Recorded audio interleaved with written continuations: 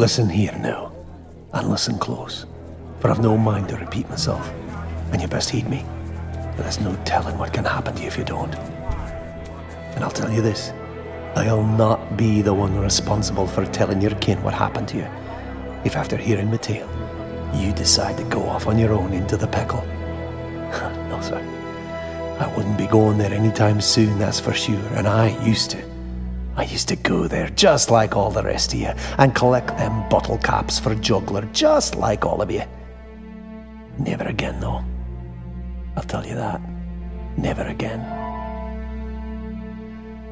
Things are changing in there, and not for the better. It started long about the last full moon, and it's only getting worse. The dead have always been unsettled in the pickle. But the wee ghosts, the spooks, they've never been hard to lay back to rest. They're not to be feared. But now, there's more ghosts roaming around in there than ever before. And great ones.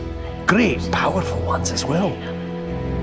Folks used to say that this sort of thing would only happen once a year. At least, that's what I was reading about in one of those old tomes in the Tizoon library. The full moon that folks used to call the harvest moon. It used to be a time when folks feared for their very souls, long time ago, back before the gifted came to be. The harvest moon would rise bright orange in the night sky, and just to stay there staring down at you all through the night, and the night was black as the deepest cave, or so they say. There it'd be, glowing orange, but not a bit of light to show your way would come from that moon. And on that one night, more than any other, ghostly beings would roam Istaria, just looking for someone they recognised to bring over to their side. And from what I saw in the book, it seems that the souls that walk under the harvest moon, well, they can remember their lives before they died.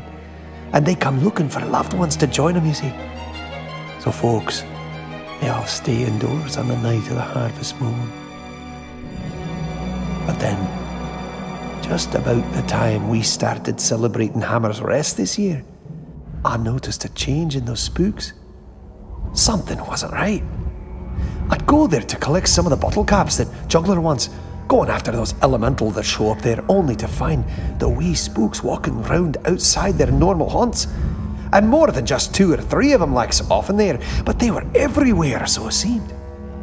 Now, I've been hunting the pickle since long before most of you was ever born, and I've never seen anything like what I saw next.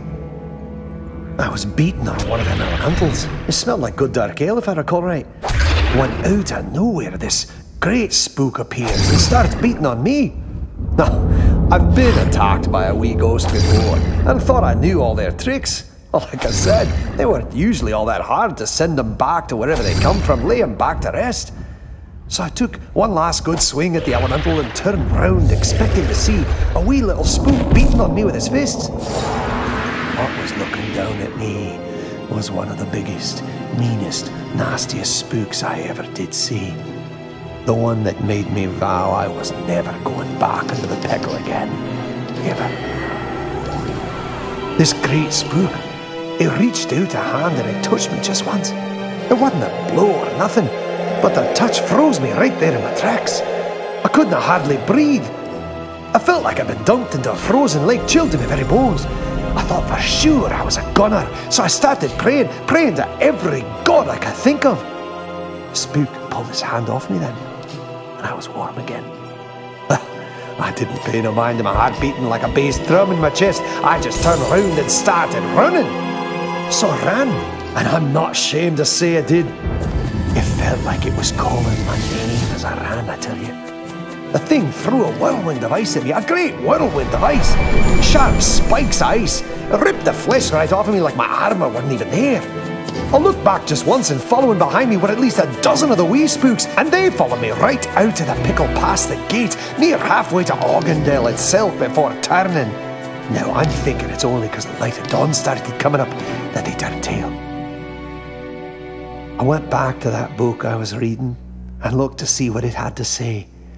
But even that didn't say anything about the spooks chasing you home like these did.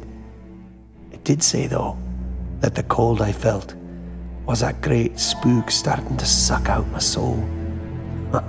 Well, I like my soul right where it is, safe and warm in my body, thank you much.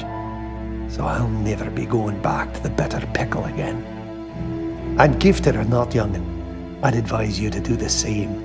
If you want your soul to stay safely in your body, stay as far away from the Bitter Pickle as you can. Heed me now.